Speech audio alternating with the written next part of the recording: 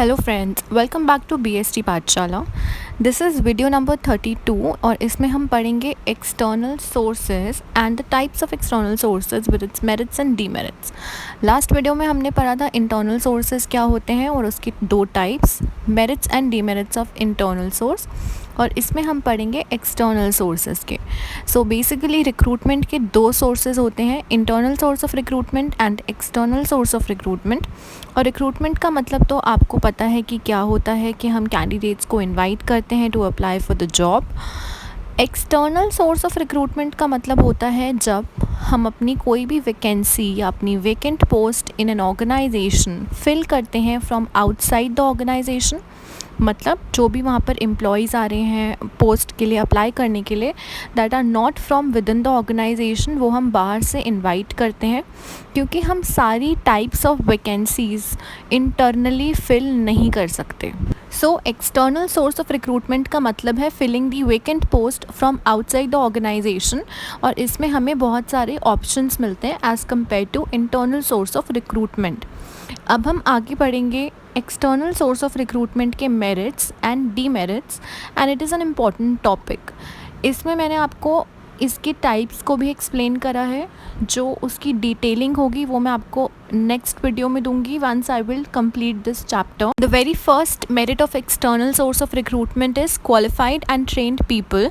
हमें external sources के through काफ़ी क्वालिफाइड और ट्रेंड एम्प्लॉयज़ मिल सकते हैं as compare to internal source.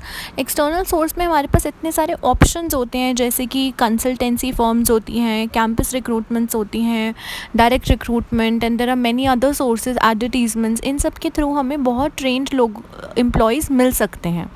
Next is wider choice. This is very simple and very obvious benefit of external source of recruitment is कि internal की comparison हम करें तो एक्सटर्नल में हमारे पास ज़्यादा ऑप्शंस होते हैं टू सिलेक्ट द एम्प्लॉयज़। हमारे पास द नंबर ऑफ़ एम्प्लॉयज़ जिसमें से हम सिलेक्ट कर सकते हैं वो ज़्यादा होते हैं। एक्सटर्नल सोर्स हमें हेल्प करता है to create pool of candidates. Third point is fresh talent. Through campus recruitments हम फ्रेश और यंग टैलेंट को रिक्रूट करते हैं अपनी ऑर्गेनाइजेशन में। इसका मतलब ये नहीं होता कि जो ऑलरेडी एग्जिस्टिंग स्टाफ है वो बोरिंग है या उनको काम करना नहीं आता। Already obviously they are experienced, but fresh talent हम एक्सटर्नल सोर्सेज के थ्रू ही रिक्रूट कर सकते हैं। जैसे कि जो कॉलेज में हमारे कंपनीज़ आती हैं स्टूडेंट्स को रिक्रूट करने के लिए, उनको सिलेक्ट करने के लिए, ये सब होता है fresh talent. Next point and the last merit is competitive spirit.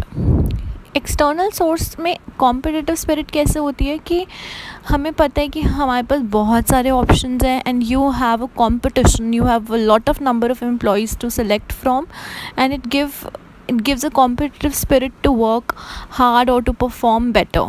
So these are the four merits of external source of recruitment.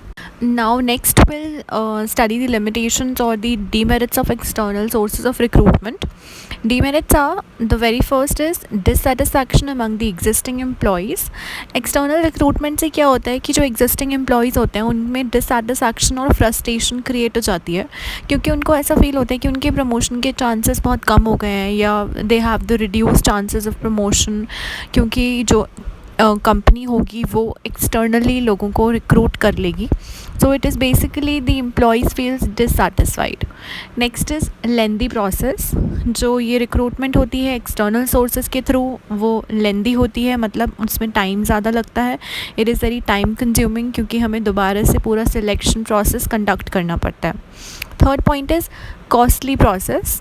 External source of recruitment बहुत ज़्यादा कॉस्टली होती है because we have to start from the scratch. A lot of money has to be spend on the advertisements and the processing of the applications. So these were the demerits of external source of recruitment. इस video में हमने अभी तक पढ़ा है merits and demerits of external sources of recruitment. अब ये आते हैं टाइप्स ऑफ एक्सटर्नल सोर्सेज। इसको डिटेल में मैं नेक्स्ट वीडियो में एक्सप्लेन करूँगी और may be at the end of the chapter. अभी हम सिर्फ ब्रीफ कर लेते हैं कि है क्या क्या। So direct recruitment, casual callers, advertisement, employment exchange, placement agencies, campus recruitment, labor contractors, recommendation of employees, and web publishing. These are the types of external sources of recruitment.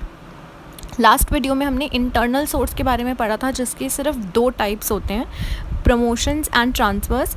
But external source के बहुत सारे types हैं और ये अपने आप में ही काफ़ी इंपॉर्टेंट क्वेश्चन है, क्योंकि कोई भी टाइप अलग से आ जाता है and you have to guess कि कौन सा टाइप है और फिर उसको एक्सप्लेन करना होता है। सो इसकी हम सेपरेट वीडियो बनाएंगे इन विच सारी डिटेलिंग में एक्सप्लेन्ड होगा।